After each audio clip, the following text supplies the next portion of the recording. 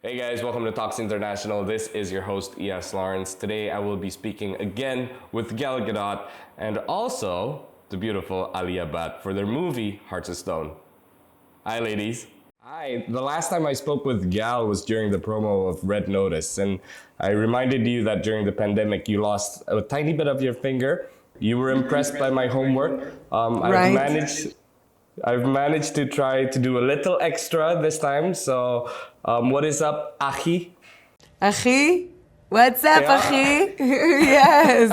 Wow, well done, brother. For real. So the finger Yeah. grew back. It's Okay, back. everything's okay And then. Everything's everything, okay. I'm back to self. I Okay. Well, recovered. there's lots of action in this movie, but I want to congratulate Alia first thing first. This is your first movie outside of Bollywood. How was the experience, and are there any major differences? Well, it was the best experience I could have asked for. Such a huge opportunity for me. Vis-a-vis being any difference, I think honestly the only difference is the fact that I was speaking in English and not Hindi, and acting in English was kind of weird and awkward for the first 2 days, I have to admit. But apart from that, everything was the same. From the spirit to the dedication to the drive, I think film sets all over the world just have the same energy. Well, I can't wait to see your action in this movie. But yeah, I forgot to do this first thing first. We wanted to get rid of the evil eyes. So is it Blienara? Wow. Ams? Blien ra, Is that it? khamsat fu. Yes. Well, yeah, we know full well empowering female characters are your thing. I mean, look at your movies. But what attracts you to these strong empowering female characters and producing it? It's a good question. Well, first of all, this one, I'll start with the second half of the question. I'm such a sucker. I love these type of films. I love this genre. I love the Bond films. I love Mission. I love Born Identity. I love Die Hard. I love all of these films. The suspense, the twists and turns, the action, the scope, the locations. And I always wanted to make one. And I think that I really got the confidence into start and developing one from just an idea after the success of the first Wonder Woman. That was like, I had like a aha moment where I realized, okay, there's audience for these type of films, men too. And I felt like there was enough space for more films that are female-led in in this genre. And so we went and started to developing this, and we got together with Skydance and Netflix, and the rest is history, and here we are. The rest of the films, it's funny because I can give you a very educated answer, but the truth is, for someone who never planned on becoming an actress, it's the power of inertia. I was lucky. My first role was Giselle in Fast and Furious. Then, my next big role was Wonder Woman, was Diana Prince. I'm drawn to it, and it's drawn to me in a way. And I just enjoy portraying these, strong, powerful, independent women. Yeah, that's the truth.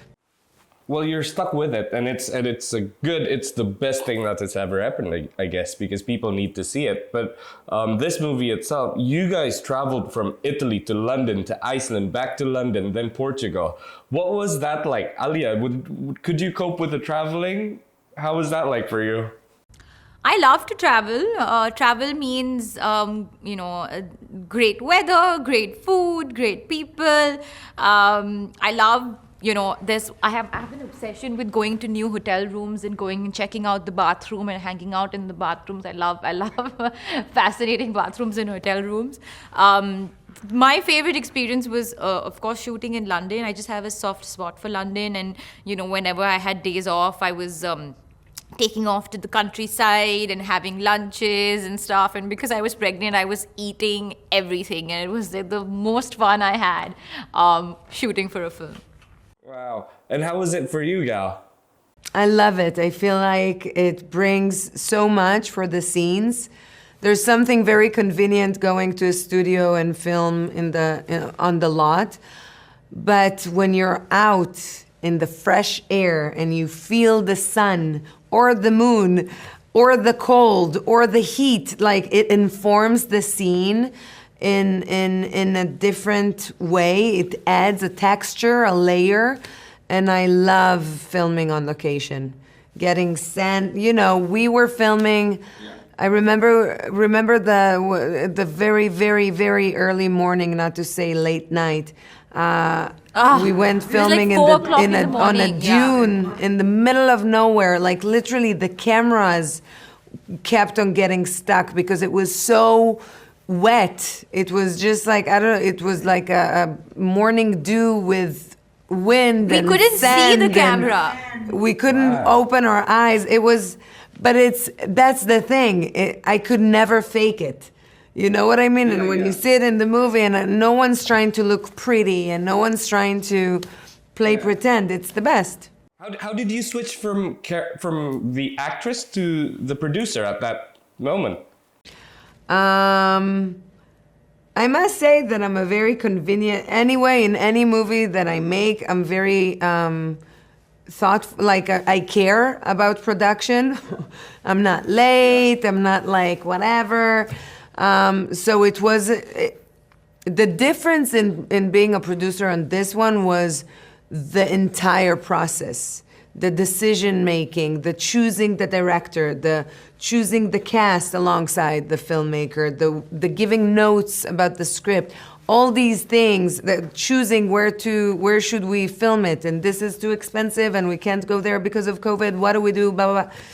It's this, different. I'm never in the decision making of these creative process, and it was amazing. It was a lot of fun. It was very, hectic and busy, but I enjoyed it. Well, that's perfect. Well, ladies, thank you so much. Last but not least, Anial Falek. Bye-bye. Thanks, ladies. Thank you so much.